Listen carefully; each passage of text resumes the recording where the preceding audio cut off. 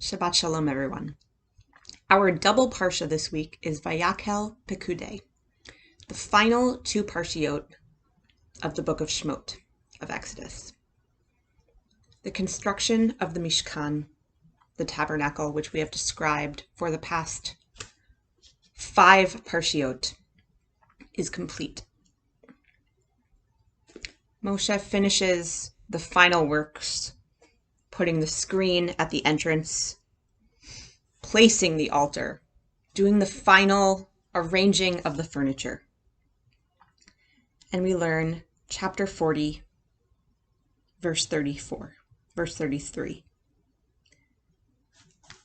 Vayakhel Moshe et hamlacha, vayachas ha'anan et ohel moed, ukvod Adonai maleh et mishkan, v'lo yachol Moshe lavo el ohel moed, ki shachen alav ha'anan, ukvod Adonai maleh et hamishkan. When Moses finished the work, the cloud of the divine presence, covered the tent of meeting. The presence of Hashem, of God, filled the tabernacle. Moses could not enter the tent of meeting because the cloud had settled upon it, and the presence of God filled the tabernacle. Moshe has been leading this people to construct this house for God, the same God that he spent 40 days on the mountain with. And the project is completed. This project of this mobile home that is built up and constructed. God moves into the house that Moshe instructed the people to build. And suddenly everyone, including Moshe, is locked out. Moshe, who had been face to face with God.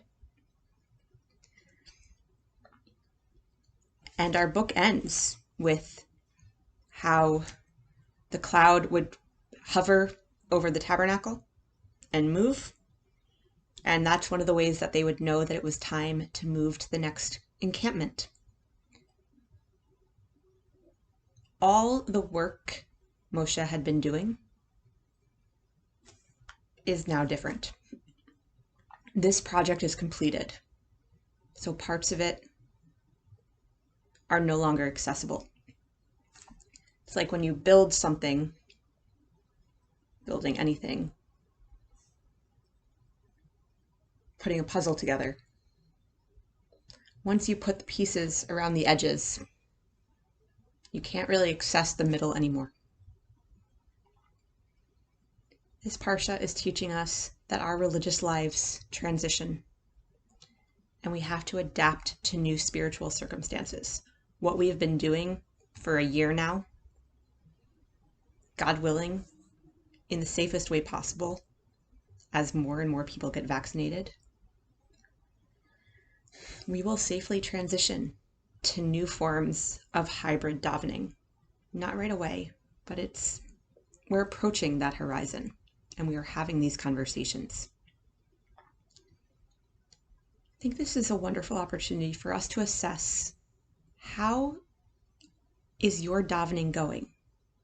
How is your talking to God, your conversation, your judgment of yourself, putting it out there, standing before God in your home?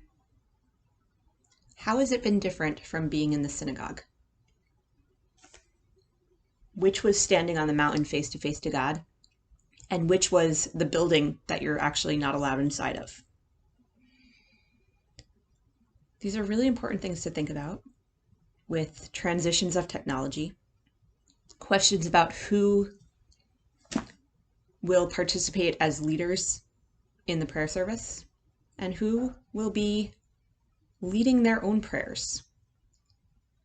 How can we be active prayers, whether we are in pews or in our homes? They are both possible.